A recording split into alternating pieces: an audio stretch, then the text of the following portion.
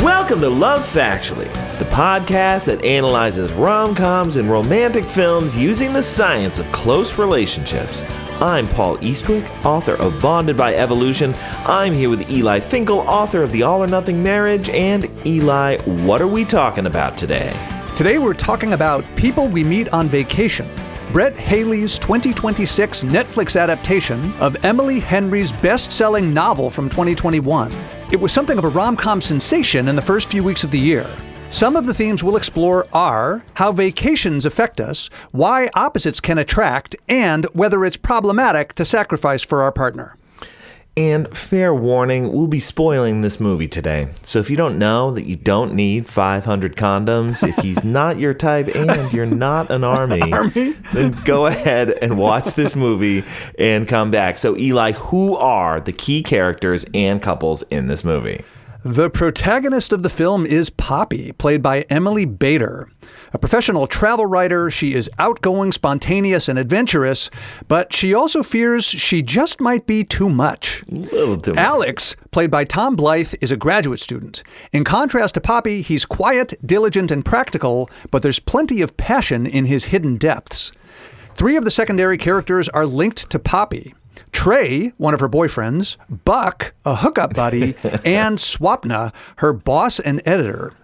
Three other secondary characters are linked to Alex. Sarah, to whom he is briefly engaged, Daisy, a hookup buddy of his own, and David, his brother, who is about to get married. So, Paul, those are the chess pieces. Are you ready to give us 1 minute on how the film moves them across the board? Yes, and for the first time in a while, I get to arrange this in chronological order. Oh, you're right. This one bounces back and forth. We haven't had a time-jumping movie in a little bit. I can't remember the last time we had one. All right. I'm eager to hear it. All right, hit me. Let's go. On your mark, get set, go. 9 years ago, Poppy hitches a ride with Alex on a drive from Boston College to Linfield, Ohio, in which she spills a burrito on the dash, locks his keys in the car, and introduces him to the wonders of Paula Abdul. They become friends and start taking vacations together every summer. So 8 years ago, they take a camping trip where the tide steals Alex's clothes. 6 years ago, they travel to New Orleans, where they pretend to be an engaged couple and very nearly get together before Poppy's boyfriend shows up. And 4 years ago, they were supposed to go to Norway, but she gets sick and he shows up to take care of her. Now, 2 summers ago, in Tuscany, they have a major falling out when Poppy tries to kiss Alex and scolds him for his life choices as he gets engaged to Sarah. Now in the present, Alex's brother is getting married in Barcelona. Poppy wasn't going to go, but then accidentally tells Alex she is going, so she diverts a work trip. The AC is broken in the hotel. Things are getting rekindled at the rehearsal dinner. They finally sleep together, but now she doesn't want to plan things out. Alex gets angry. Back in New York, Poppy quits her job, and now she's running in Ohio. She says she wants to be wherever he is. He's like, you got me. And now wait, 1 year later, they're back in New York, and they both have jobs and a dog named Kenny G. 59.4. Nailed it. Yes. This is a pretty fun one. Okay, what is your relationship to this movie? I mean, obviously, we both saw it for the first time very recently, but hit me. I usually watch these movies by myself, but I happen to be watching this one with my wife. And she and I, one of our favorite travel destinations is Whistler, which is very close to Squamish. And it took her about an eighth of a second before she was like, that is not Squamish. And so we spent a while figuring out what's going on. Just again, for people who have seen this is the scene where they have the camping and then they go skinny dipping. You would not want to be hanging out in the evenings in Squamish in a skimpy bikini. And if you were making out in the water, your lips would be turning blue. It's just cold. It's cold. And in the movie, it's filmed in Costa Brava, Spain on the Mediterranean, which is a much more reasonable place to be doing those things. I have seen some notes about some of the production choices in this movie. That is not Ohio. So that's kind of one is of them, New Orleans. That's yes, right. Yeah. Okay. I have strong feelings about the road trip scene at the beginning. Allison and I used to take more road trips before we had a kid. I could have put this in Are We Okay With This? Because this is a deeply moral issue to me. Okay? Of course you get food before the trip, the way Poppy does. You go to the best breakfast taco or burrito place in town, so you don't have to stop. And of course, you do proper bite construction with the proper amount of sauce on each bite. So you think she's nailing it? She is nailing it. And of course, you offer the passenger alternating bites. That's what you do. Alex, I don't know what your problem is. And he's the one who's not paying attention. He's the one who spills it. It's not Poppy's fault. So, Alex, pay attention, learn something. Poppy knows everything. That's what I have to say. I'm glad there might be a future for these two because you and I have a similar problem. I was definitely the Alex in that scene. Like, That's look, really lady, funny. get here on time. Stop eating and stop slobbering burrito all over my car. You can't sacrifice taste and proper bite construction. And the passenger has to be good at it. The passenger has to construct the proper bites for themselves and for the driver. It's very important. Very important stuff. Let's talk about what else this movie gets right about attraction and close relationships. I mean, let's start with the discussion of travel and relationships. I mean, it's just kind of the obvious place to begin here. So one thesis we can pretty easily draw from this movie is that traveling is a way to build closeness, to build satisfaction in relationships. Now, again, these two aren't technically a couple. They're becoming precariously close to being a couple on many of these trips. We're going to talk about that. But it is true that couples who travel together, this is actually a very recent set of findings, that couples who travel together, and especially if those travels provide a sense of self-expansion, so, you feel like you're growing and learning new things, that builds satisfaction in the relationship and builds passion in the relationship. There's some of that going on here, especially in New Orleans. And that can even carry forward after folks return back home. So to the extent that this movie is suggesting that travel and vacations are a good idea for couples, that pretty much bears out in the science, I'd say. Yeah, that makes sense. In fact, it's like sort of right in the wheelhouse of the self-expansion theory world, that as we grow together, have life-expanding or self-expanding experiences together, we grow closer. Yeah, exactly.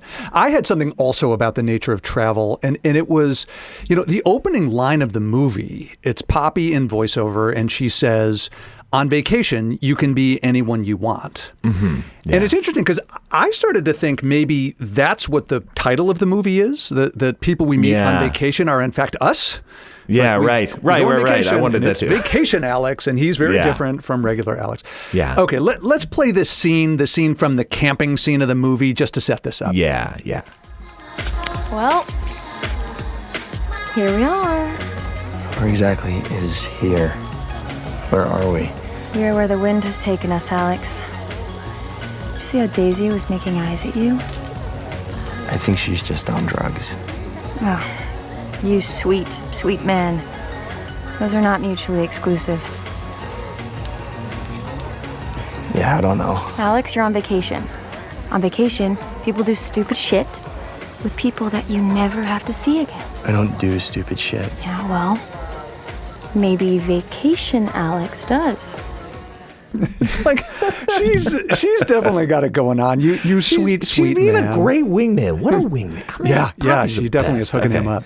Go on. Okay, what about the science? So I find the research on this stuff quite interesting. So there's two lines of work I'll mention. One of them is there's like a whole field of, tourism studies. Yeah, and right. They look at things like travel, and one of the major ideas in that research literature is that this is why we travel, to grow, to experience a range of personal growth experiences. One of the papers by Mark Teo and his colleagues looks at transformation outcomes. So you want to change psychologically, maybe physically, maybe socially, or through knowledge. You learn new stuff, new skills. Yeah. And I think we see that both of them are really doing this.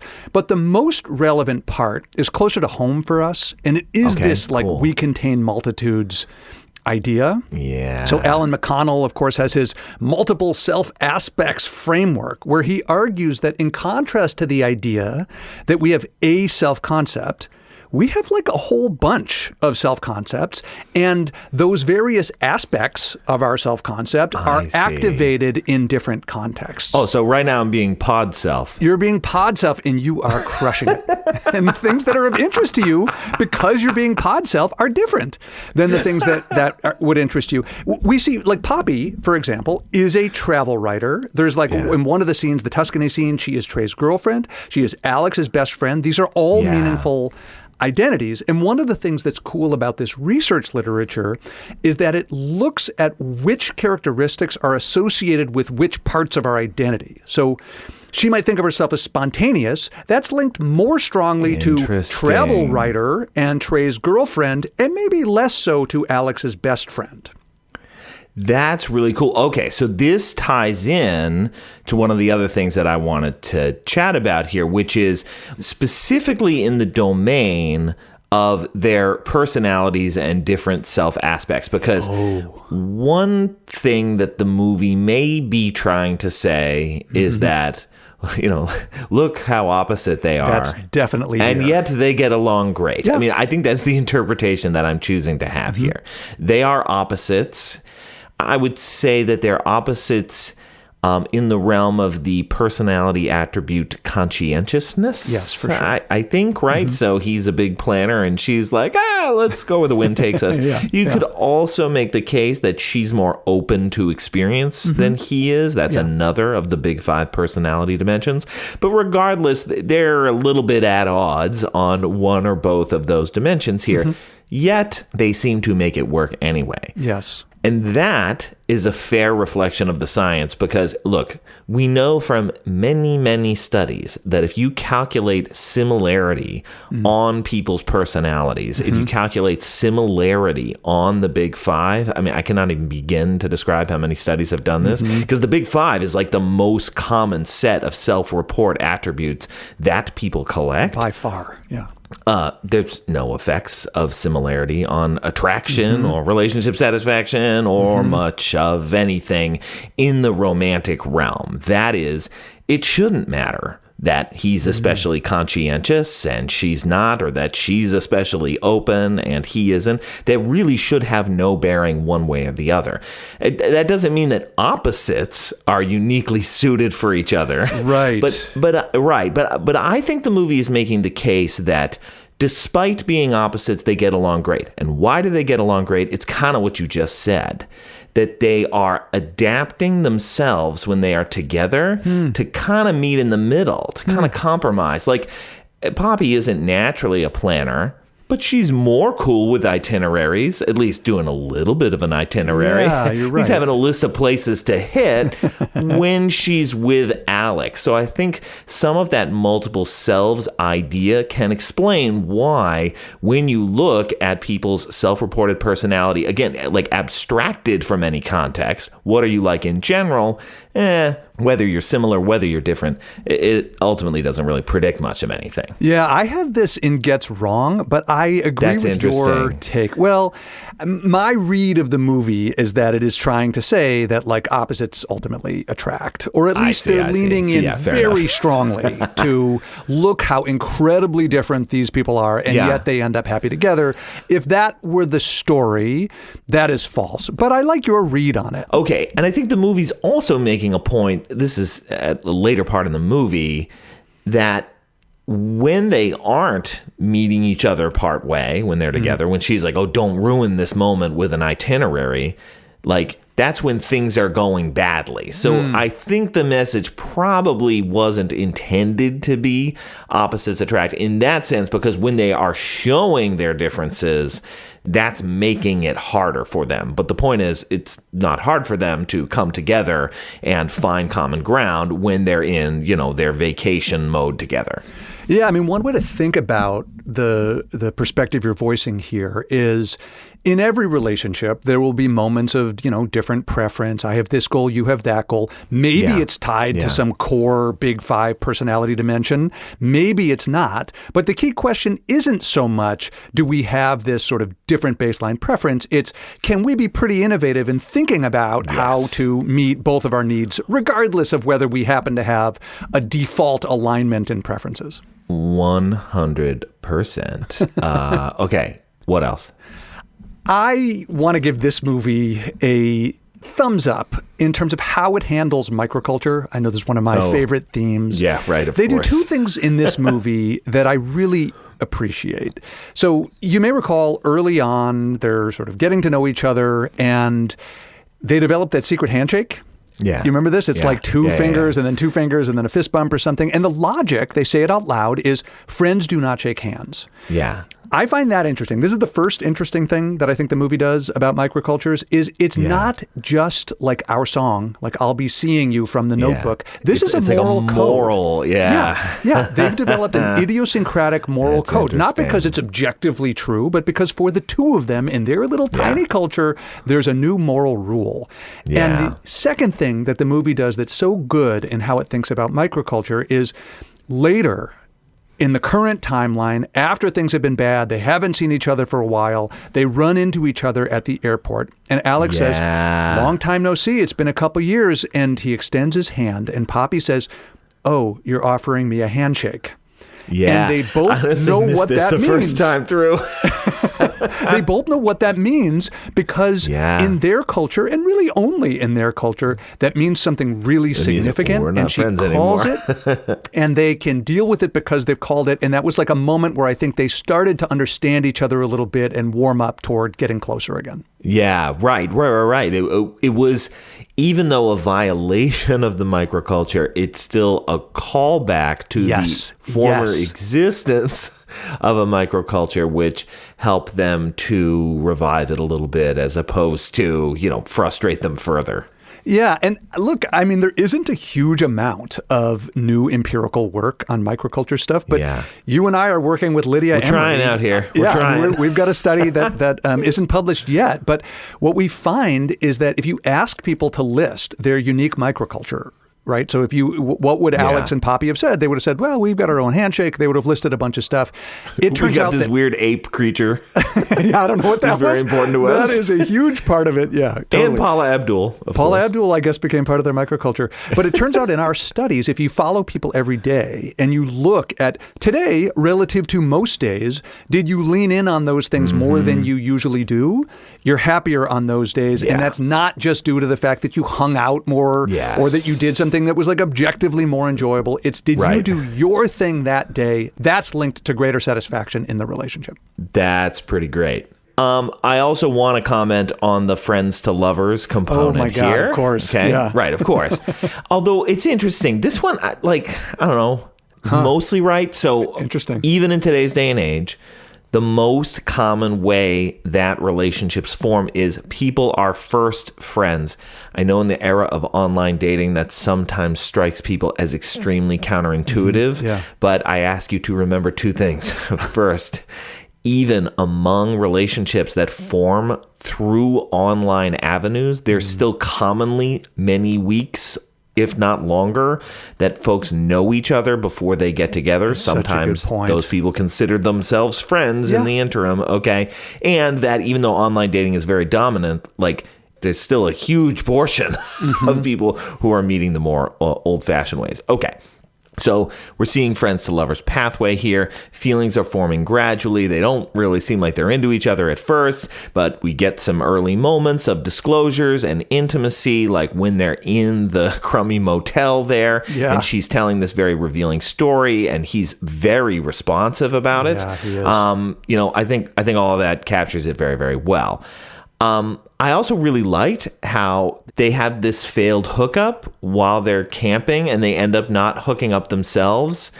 That was a moment that made me kind of believe these two are going to be friends. And look, this movie invites comparisons to When Harry Met Sally. But that's one of the things that I think works really well in that movie is that, for much of that movie, I buy that Harry and Sally are actually friends. And so there's at least a solid stretch in here where I buy that. Now, we're going to come back to this in Misconceptions because they aren't exactly friends the whole time. Interesting. But I think pretty good enough credit here on this point. Tell me what else you have. The last thing I think the movie gets right is it speaks to a literature in our world on affective forecasting. Now, affective forecasting is the idea that we make predictions about how we will feel about things in the future. Yeah. And the research literature on this says we are nowhere near as good at doing this as we think we are. Yeah. And the part that's really relevant here is related to what you're talking about, that camping trip where they had their botched hookup separately, and now they're in the tent together in their separate sleeping bags, and they have a conversation, and Poppy starts with a question. Would we still be friends if we didn't go to the same college? You mean like after we graduate? I mean, like, hypothetically, if I didn't go back next semester, and I used my tuition to get a terrible apartment in New York, an intern at a magazine, and work on my blog. That's a very specific hypothetical. Would I ever see you again?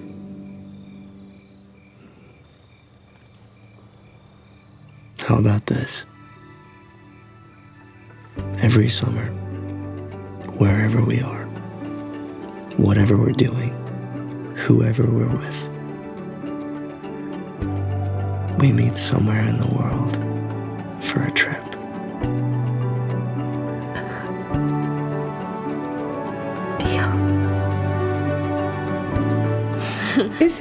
Is it weird that she's not going back? She's going to be in journalism. Why isn't she going back to school? I'm not quite following. It's like, Blogtopia over there in New York City, I guess? I guess.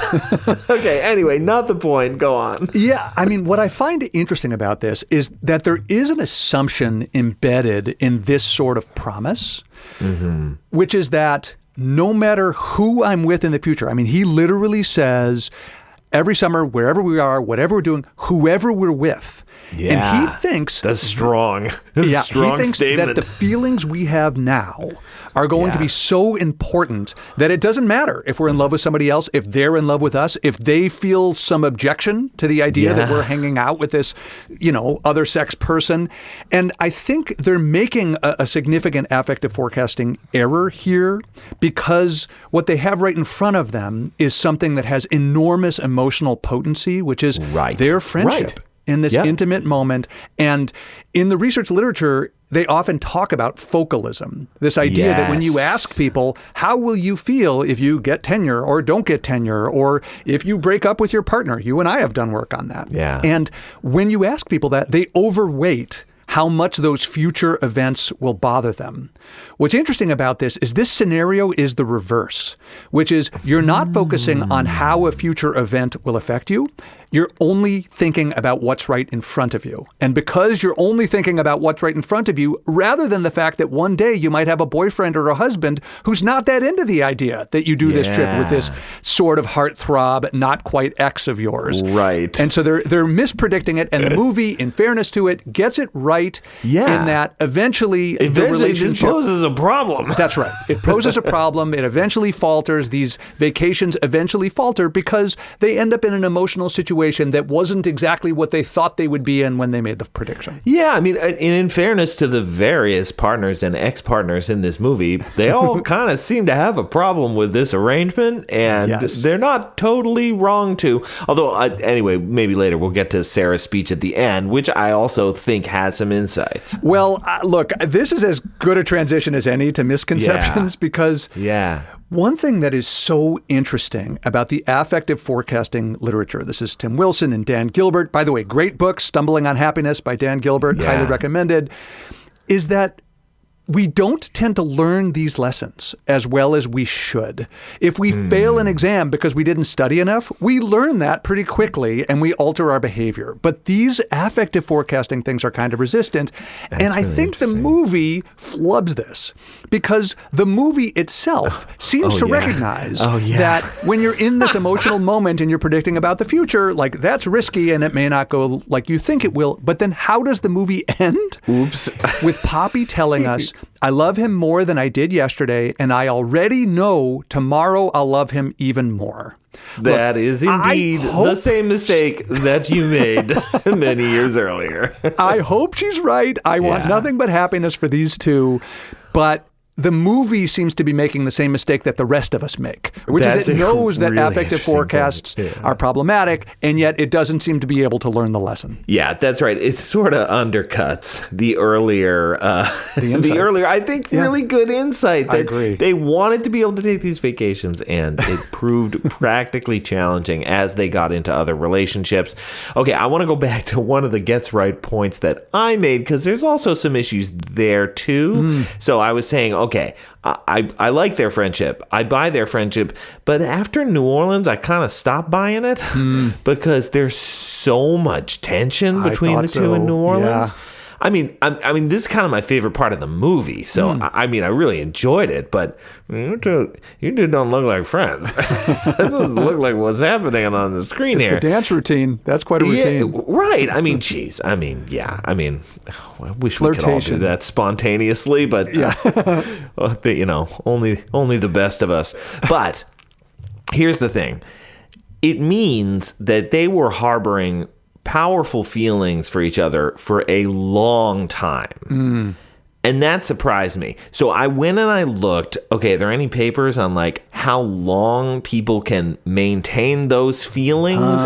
And there wasn't anything precisely, but I did go back and I found 162 relationships that are in our relationship trajectories study. Oh, nice. And these are 162 relationships where we've got a date, an actual date, where they first flirted. I'm going to call that New Orleans. I mean, it's New Orleans. powerful flirting, but okay.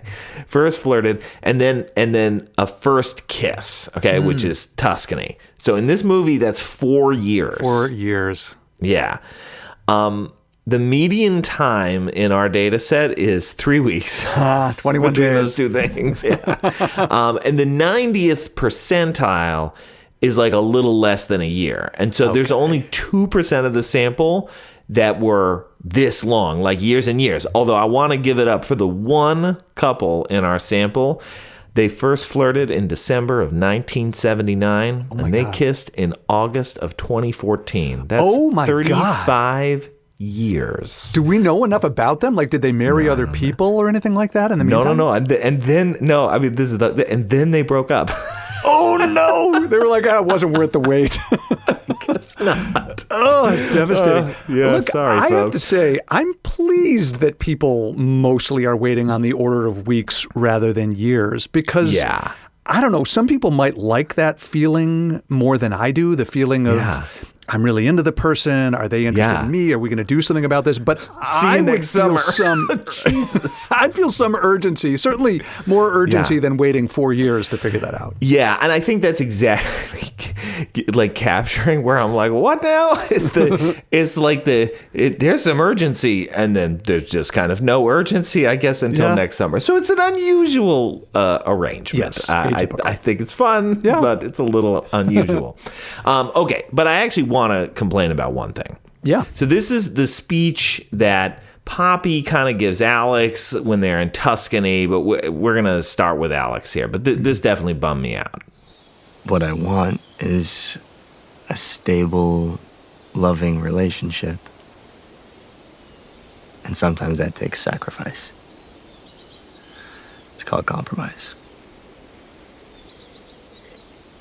Alex, I think it's called settling. Yeah. You would think that. Because you live in a fantasy land, Poppy. Always running away to new places, new friends, new connections. But Sarah and I, we're building something together, something real. Yeah, that sounds like what Sarah wants. Okay, so this is not good because we, the audience, are supposed to be rooting against Alex and Sarah right now. Mm-hmm. And given that's where we are in the movie, this is promoting an inaccurate message because everything Alex is saying is correct. Yeah. It is absolutely true. Mm-hmm. Sacrifice is required in relationships. It is. The best relationships are the ones where people think I am willing to make sacrifices for my partner. This is not a warning sign that Alex is doing this. Yeah, in fact, it's related to the point you were making earlier about, sure, like she likes to plan less than he does, but the two of them figure it out without it getting complicated. Yes, exactly. So, I mean, that's what Alex is doing in this other relationship. If, again, we're to assume that he would like that relationship, that is indeed what he should be doing. The other thing I don't love about this scene is that it also does this thing that the movies occasionally do, where it's implying that Poppy, and I think by extension also we, the audience, know more than Alex does about the true nature of his relationship. Yeah, you're right. I don't love that. No. That's because that's not generally how the science works. It is very, very rare that you can find instances in relationship science of the two members of the couple being oblivious to something that observers can see. That's really you interesting. do see this in some domains, like in like personality domains. There are some aspects where observers get a better beat on a person than people do themselves, because of self-presentational concerns and things like that. But in relationship science, I am very skeptical of this idea, and it's really being served up in that scene. So yeah, that scene had a few messages there that I have issues with. You're right. I mean, look, it's Poppy's movie. I mean, we're getting this from Poppy's point of view, and the movie ultimately sides with her that she knows that he's with the wrong person and that he shouldn't be behaving this way. And I agree that that's not a good general message, that we know better than other people what's best for them. When I like to tell people, I mentioned this in my book, Bonded by Evolution, on sale ding, now, ding, ding. wherever you get books. It is out. It is out. Is that thinking you know more about somebody else's relationship, that's usually not a great idea. But what you might know is your friend and whether your friend seems happy or not. Yeah, that's a good one. Yeah. Right? So if your friend seems like a generally happy person, as much as they usually are, like, I wouldn't be casting aspersions at their relationship. Like, you don't know. Right. If your friend seems off, if your friend seems miserable compared to what your friend is usually like, that's a sign. That's a great way to think Alex ain't off. Alex is fine. Yeah, he's fine. So it's like, if your friend is clearly unhappy, then you can comment on that. But if you think you know better about why your friend is happy or why they shouldn't be happy, that's when we might want to keep it to ourselves. Yeah. One other thing that is, it's sort of like a general rom-com trope, but it's even more in this movie than in many, which is the myth of love conquering all. These are couples who have meaningful differences. They have meaningful... See this in my plot summary. I was like, and everything's great. They're going to notice. Yeah, I mean, look, they have different career trajectories. They have different location preferences. These are meaningful structural problems, and in general, they're difficult for people, and they're difficult for couples. And the movie, it's like, well, it was hard for a long time, but then they had emotional honesty, and they realized that they loved each other, and then everything was fine. It like fades to black for a second, and now he's got a job at Sarah Lawrence, and I guess she's like a successful writer, and it just all worked out. Yeah, there's a lot that worked out there at the end. And we're going to come back to some of that when we get to the next segment, because I want to talk a little bit about, the challenges of making life choices as a couple. Yeah. But yes, it is very much a love conquers all sort of message. This is a small point about personality, but I don't know. This seems like as good a time as any to talk about it. So many people will be familiar with the Myers-Briggs. Okay? Oh, yeah. And, we academics, we're like, oh, Myers-Briggs, eye roll. But the honest truth is that the Myers-Briggs is these 4 different dimensions, okay? And the reality is they map on to 4 of the big 5, kinda. Yeah. The items, you like pick one or the other. It's supposed to be very stable. I mean, there's lots of misconceptions in the Myers-Briggs. But what I would say is, it's kind of the dimensions of, the extroversion parallel is obvious. Yes. But then there's an agreeableness dimension. There's an openness dimension and a conscientiousness dimension. Okay. But what the Myers-Briggs does is something this movie does. And what that is it makes the two ends of these personality dimensions seem like, I don't know, they're both equally good. And they do it here with conscientiousness. Interesting. Because they kind of imply like, oh, you could be a little over-controlled like Alex. Like, he's a little too conscientious, isn't he? Yeah. And Poppy is the free spirit. I prefer to stay flexible and adapt as I go. That would be a Myers-Briggs item that would capture her on that dimension. I don't know if this is intuitive to people or counterintuitive or what, but it's very hard to find evidence that you can be too conscientious. That just like, sorry. It's just kind of what's interesting about generally that? predicts really good things to be high in conscientiousness. Yeah, that's my reading of the evidence also, that a little bit more conscientiousness is always a little bit better when you're looking at correlations with things like achievement and even relationship well-being and so forth. But and it's not a big effect. It's just what you're not going to see is the curvilinear part that outcomes get worse as you get really high out. And that's very hard to find. What do you make of the idea that some people have disorders or difficulties related to what we might think of as like over control? So maybe people who have enough money but just don't feel comfortable spending it to the point where they have a worse life, and the people around them have a worse life because they want to keep all their money under a mattress, or people who work so hard not because they necessarily love the work, but because they feel like that's what a conscientious or responsible person does, and so they work so hard that they actually make themselves and their loved ones worse off. Yeah, it's like the goals you set for yourself that you are able to accomplish are goals that make your life worse. I mean, I guess I would buy that. So it's some combination of like the attribute, but then like some goal setting failures. Maybe but you're telling me the goal literature has some of this. Yeah. You see something that they sometimes call over-regulation. And you're right. It might not be as simple as just they have more self-control or more conscientiousness. It might be something at the intersection of they're applying their conscientiousness, but to like misspecified goals. Yeah. Okay. Yeah. Yes. This is something I would totally buy. What else do you have in misconceptions? I have a little one. It's kind of fun, and it allows me to talk about one of my favorite studies from the past 15 years in my field. So the movie begins where we see Poppy having a whole bunch of socially unpleasant experiences on her vacations.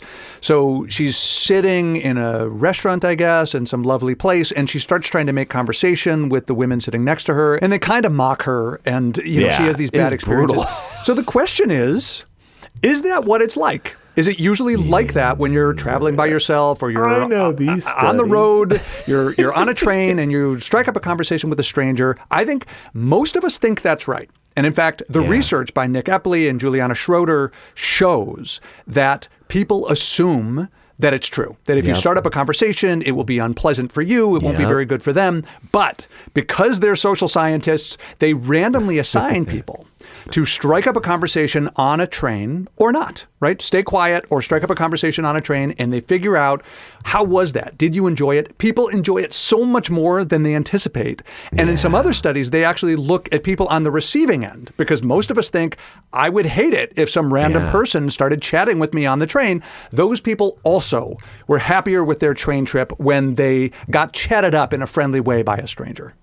It's so funny because, everything you're saying is totally intuitive to me. It sounds unpleasant. Yeah. Don't talk to me. Also, I know it is pleasant because I've done it. Yeah. And when people have done it to me, it's pleasant. Talk about affective forecasting. I contain multitudes right now. We contain and affective forecasting too, because it's like, I know all that too, and yet when I'm in the train, I put the AirPods in and think, don't talk to me. And it's probably an error. It's really funny. Okay. So are we okay with this? I just wanted to note something, and I think the movie does this well, although you're right, it sort of yada-yadas the mechanics of how exactly this happened. But it is grappling with this interesting challenge of how do we pick where we want to live and where we want to work. Mm-hmm. these are real challenges. I mean, especially in the 21st century, if you've got, the professional class who maybe can get a job in one city, but not in the middle of Ohio because that's not where the jobs are, then you got to make compromises. You got to figure out where are we going to live. I mean, remote work helps, but is certainly not a panacea.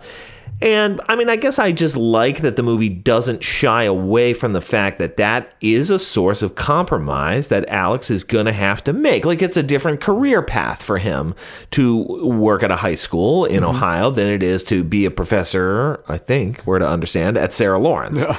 So that's something that he's got to balance. I think Poppy's career transitions in the last, 3.5 minutes of this movie are remarkable. It's whiplashy. So it's not really dealing with it entirely in a thoughtful way, but hey, it's coming up. It's an interesting issue that couples today have to face, and there are often no right and no easy answers. Yeah, I mean, you get the sense that the filmmakers and the novel first realized that they were dangerously close to one of these anti-feminist tropes of the high-powered city career girl goes back to have a smaller career with her hometown guy. And you get the sense that they knew it and didn't want to do that. And they knew they were close to doing something like that. So we get this hand-wavy yada yada ending where she's successful. They're, I guess, somewhere in New York and he's leveled up in his career. How has any of that happened? I don't know. Yeah, exactly. My major moral conundrum around this movie is how they behaved in New Orleans. And I'm aware that I'm going to come off here as a buzzkill. What a buzzkill. But I actually really dislike not exactly that they pretended that they were recently married. It's like lying, so but it's funny. Oh my God. I get it. The part that bothers me is they get a bunch of free stuff. Now, here again, I'm not all that bothered. It's like theft kind of because they're getting free stuff dishonestly. Yeah. But actually, the thing that bothers me is more subtle than that, which is they're exploiting the best of humanity. Like the part of humanity that says, here are some strangers, but they're having a special moment, and I want to donate my time, donate my goods, donate my money to their enjoyment. That is a world that I want to cultivate. And each time it gets exploited, it's a little less robust than before. So I wish they hadn't done it. But again, I know it's buzzkill. It's funny, too, because, I hear what you're saying. I'm asking this honestly. How bad is it if the other couple that they're talking to, or even the bartender who gives them, I think it's free shots. Yeah. If they never know, they were treated to an incredible Paula Abdul routine. Incredible. A plus. Right. None of your 6th grade classes put on a dance routine like that. I guarantee it. These folks were treated to it. If they never know, is it that bad? I'm genuinely asking. I have been wanting throughout this entire podcast to draw a contrast between consequentialist and deontological moral philosophies. But basically, I think I've set you up for it. This was the moment. This was it. I agree with you in terms of what were the consequences? No harm, no foul. So it's no big deal. I agree. Yeah. The question is it something that we should feel okay doing? Should we feel like we get to pretend it's our birthday because that got us free cake? It's not that big a deal, except I want a world in which people saying it's my birthday is a reliable signal that it is in fact their birthday. It is in fact your birthday. Yeah. And just because there's no consequences this time doesn't mean that there are forever no. It's not really a coherent moral framework to be like, well, if I got away with it, then it was it's all fine. good. Right. Yeah, exactly. Okay. All right. So quotes, I would like to play Sarah's speech here. The last time we see her when Poppy discovers her in the airport. I spent a long time blaming you for our problems. I thought that if you just went away, they'd all get solved. And then you did, and somehow that was even worse for my relationship. But honestly, you did me a favor. I thought I knew what I wanted from life. Turns out I had no idea. Yeah, I thought this was interesting because I'm not sure. I mean, maybe. Honestly, this kind of is also a what do we wish we knew from me, because you'd imagine that if what's going on is that if your partner has this back-burnered person that they're keeping around because they're secretly into this person, then yeah, you'd want this person to go away. And then I think it would help your relationship. But if it's a genuinely good friend and now your partner's social universe is smaller, that's probably not going to be a good thing. But Sarah's kind of like implying it was the second one that happened, or maybe it was like she assumed it would get better, but it didn't. And so then the problems were, I'm not totally sure, but I did find it thought-provoking and made me realize, we have not cleanly separated this distinction between having a person in your life who is of the gender that you prefer romantically, that you care about, versus having somebody, again, with all those qualities who you care about and you're still kind of thinking about. Yeah. And exactly how the difference between those two things plays out. Is it a big difference? Is it a small difference? How does it work? I'm a little bit Yeah, perplexed by that. it's a thoughtful like mini speech there at the end. Yeah. One of the quotes that I enjoyed, this is from Poppy, also in voiceover. She says, in fact, home doesn't have to be a place at all. It doesn't matter where you go or what you do. When you're with the person who loves you for you, you're always home. I like the idea. We've talked about the safe haven on this show a bunch of times, that somebody can just feel like home, make you feel... It's a great illustration. Yeah, like you could always come back here and this is where you're safe.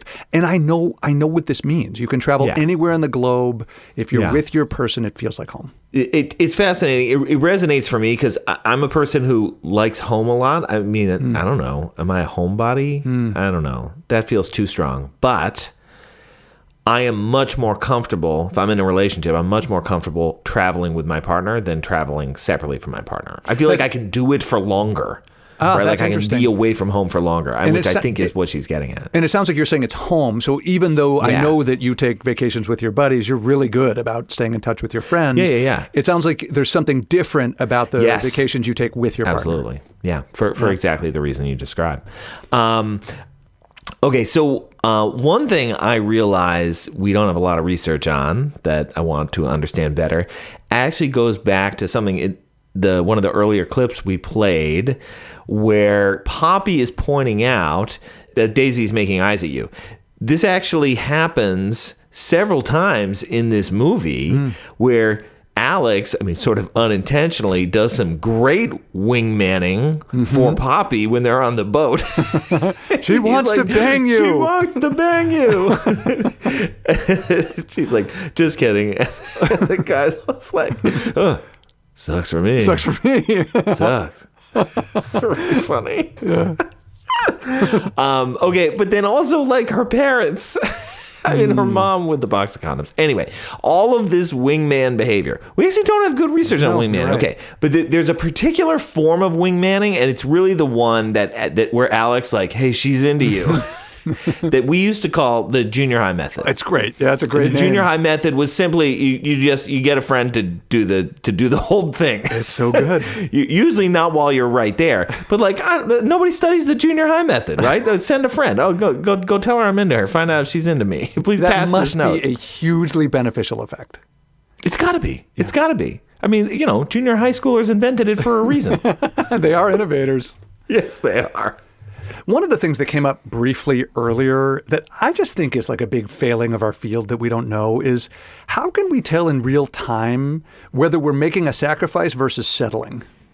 I feel like our field, everybody wants to know this. This is a really big question for the world. And yet I don't think I could point to something general and say, here's when you know that you've crossed into a form of settling you should be careful about rather than the form of sacrifice that, of course, you should do.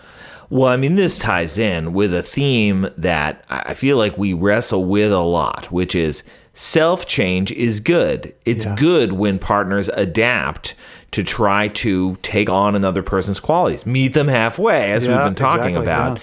But I remember when we had Yuthka Gurmi on this show, she was like, yeah, but also that's people changing themselves to be something they're not. Mm-hmm.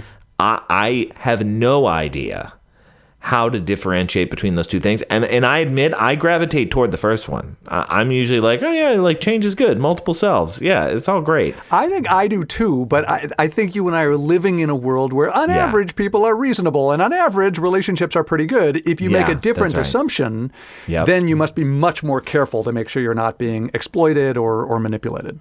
That is a fair enough point. One other thing I wanted to bring up here is that just when they're pretending to be a couple in New Orleans, that's another good way, maybe, of sussing out like how you feel about somebody and how they feel about you. Yeah. Like, hey, let's pretend to be engaged for the next 2 hours. You know, I don't know. I thought you'd never ask. I had one more also. We talk sometimes, including recently, about physical proximity. I think on one recent episode you talked about research showing that if you're randomly assigned to sit next to somebody in a class, you're like 20 times more likely to become friends with those people. 20 times. I found there to be a really interesting variation on that theme in this movie, which is they have that awful first road trip. She shows up late. They like basically hate each other. They lock the keys in the car. They're stuck overnight. They're stuck in traffic. It's a debacle. But Alex because is wrong. Go on. because the keys are locked in the car, they end up having to crash for the night rather than getting to their destination on time. And then they go to the one motel nearby, and there are only 2 rooms left, but one of them has a massive stain on it.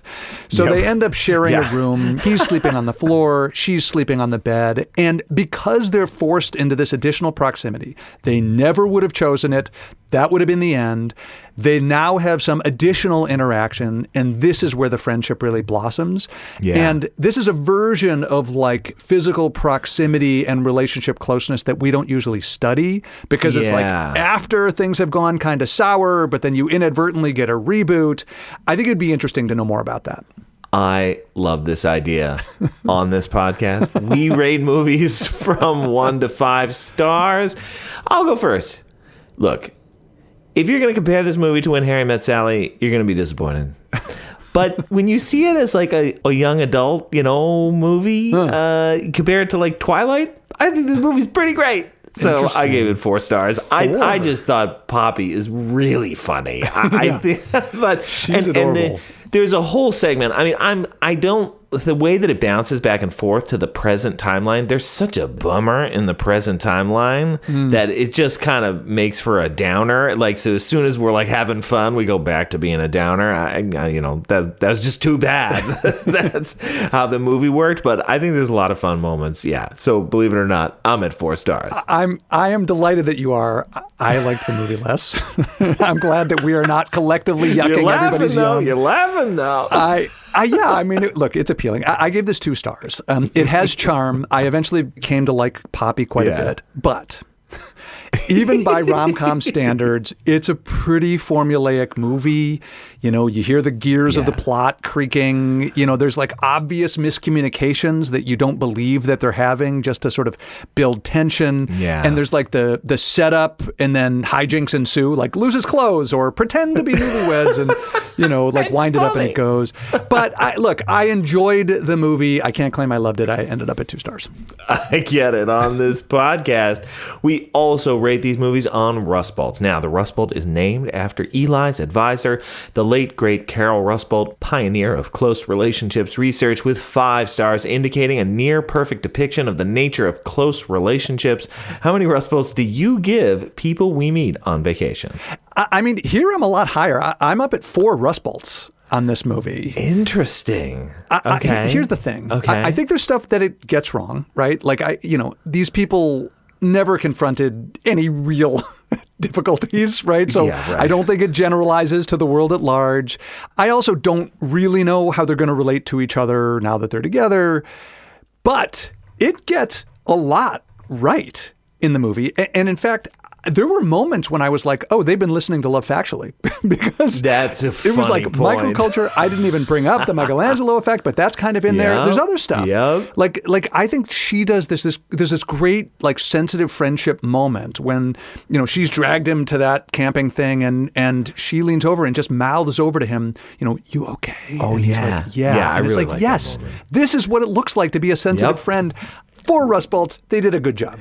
Hey, that's awesome. I mean, I gave it 3 just because of the mixed bag nature of the whole thing. Even some of the things that both of us liked, we also then kind of had to take back a little bit later. Yeah. But I'm with you. I mean, it has very cool things to say about vacation and travel. It seems to get the friends to lovers bit for the most part. Similarity, attraction, for the most part. So yeah, I end up at 3 Rust Bolts. This has been the Love Factually podcast. I am Paul Eastwick. I've been here with Eli Finkel. Now, in 2 weeks, we're going to cover a movie that basically, definitively proves that we can absolutely hand over all of our romantic needs to ChatGPT and everything is going to be totally fine. This movie came out a while ago, but it is very relevant to life in 2026. And Eli, I look forward to doing this with you next time. I'm excited about it. The Love Factually podcast is produced and edited by Paul Eastwick and Eli Finkel, featuring music from Andrew Fraker & Sons. If you'd like to support the show, don't forget to rate and subscribe in your podcast app. And please reach out to us at lovefactuallypod@gmail.com. To learn more about the research we discussed in this episode, find the notes on our Substack. That's lovefactually.substack.com.